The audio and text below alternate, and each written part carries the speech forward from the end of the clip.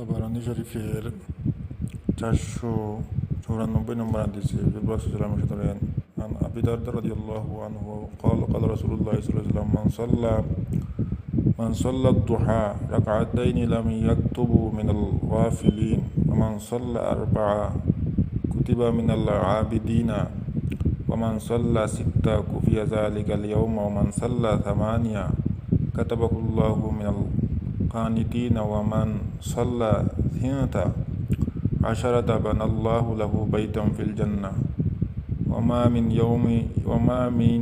يوم وليلة إلا لله من يمن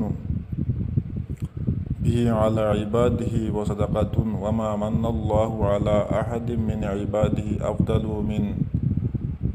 من أن يهلمه ذكرى।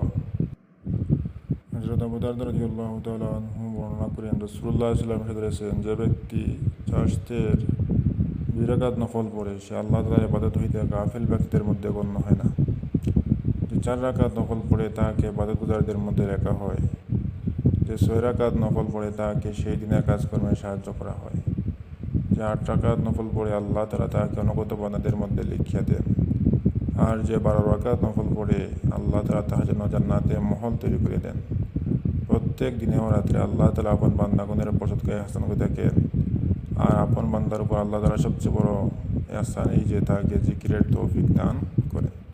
আমরা বেশি বেশি করে ফজরের পর সূর্যোদয়ের পর বেশি বেশি করে কী করবো? চাষতের নামাজ আদায় করবো। আল্লাহ আমাদেরকে তৌফিক দান করুন।